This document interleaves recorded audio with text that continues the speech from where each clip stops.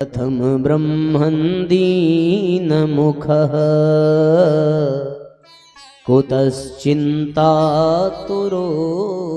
भवान् त्वरितं गम्यते कुत्र कुतश्चागमनं तव।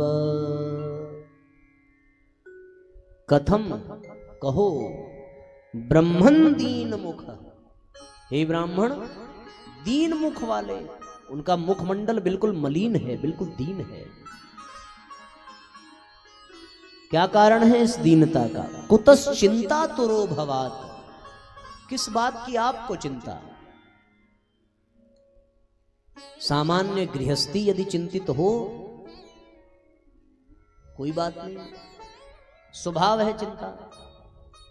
लेकिन यदि कोई संत, कोई महात्मा चिंतित हो जाए तब तो प्रश्न चिन्ह बढ़ लग जाता है, भैया ऐसा क्या हो गया जो ये चिंतित हो गए।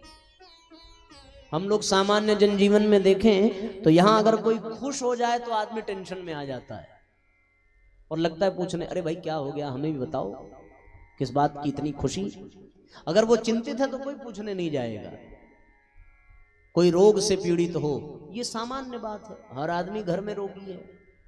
आज की स्थिति ये है कि चाहे शरीर की दृष्टि से, चाहे मन की दृष्टि से, चाहे परिवार की दृष्टि से, किसी भी दृष्टि से आप देखिए, अगर कोई परेशान है तो ये कोई आश्चर्य की बात नहीं है।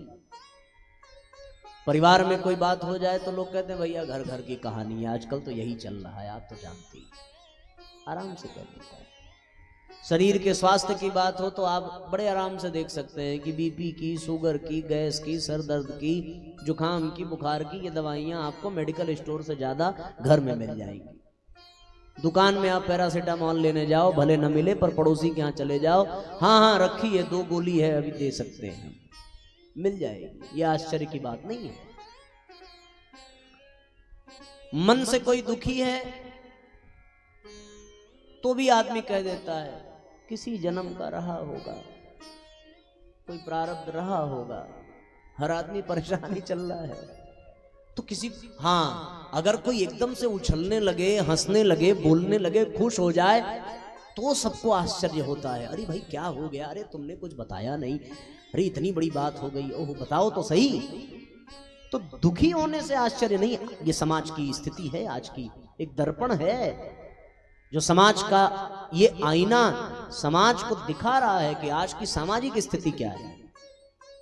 लेकिन अगर किसी संत के जीवन में चिंता आ जाए, और नारद जैसे संत के जीवन में, तब तो बात वास्तव में आश्चर्य वाली हो जाती है कि ये भैया नारद जी कैसे चिंतित हो सकते हैं, जिनका न घर है, न परिवार है, न बच्चे हैं, न पत्नी है, न कोई रिश्तेदार है।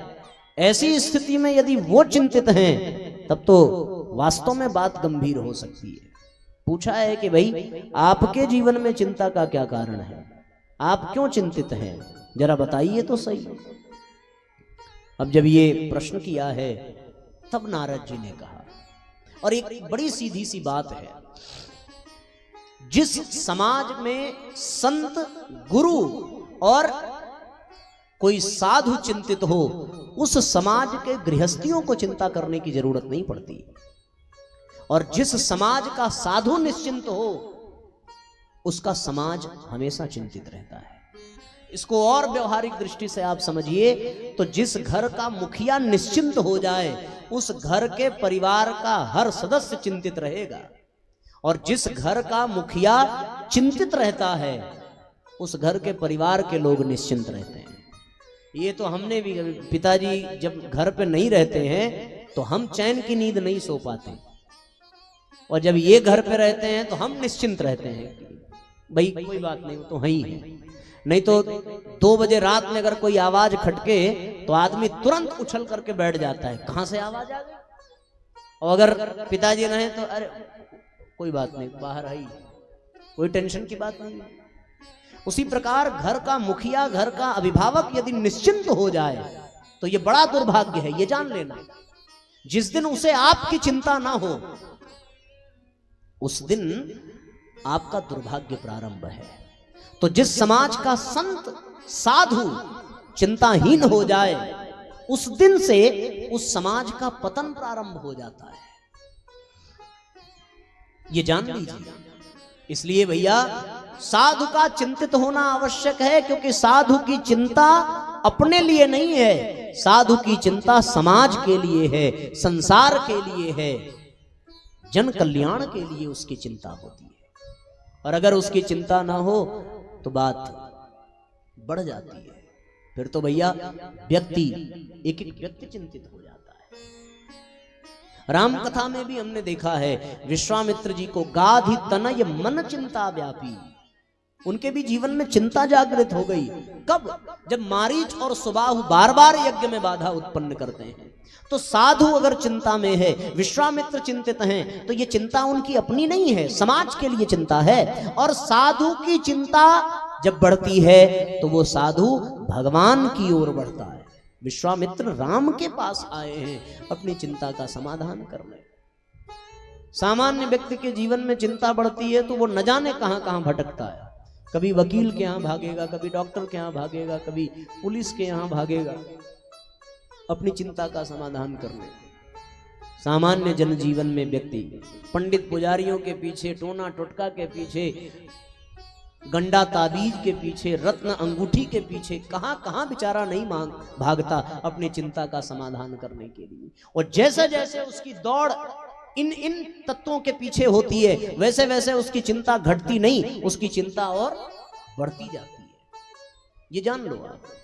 कोई अपने चिंता का समाधान करने के लिए पंडितों के पीछे भागने लगे, पुजारियों के पीछे भागने लगे, ज्योतिषियों के पीछे भागने लगे, डॉक्टर के पीछे भागने लगे, तो वहां चिंता बढ़ेगी कि घटेगी? इसलिए बढ़ेगी भैया क्योंकि जिसके पास तुम जा रहे हो वो स्वयं चिंतित बैठा है।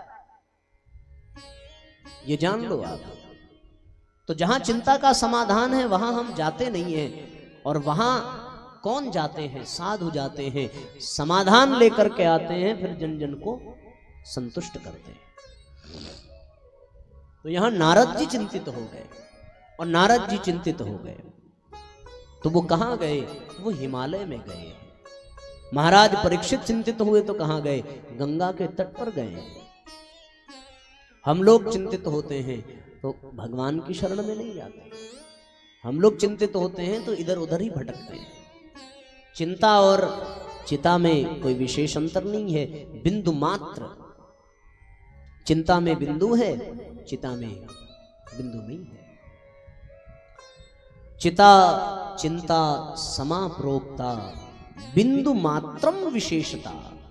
केवल बिंदु मात्र का अंतर है। सजीवम दहते चिंता, निर्जीवम दहते चिता।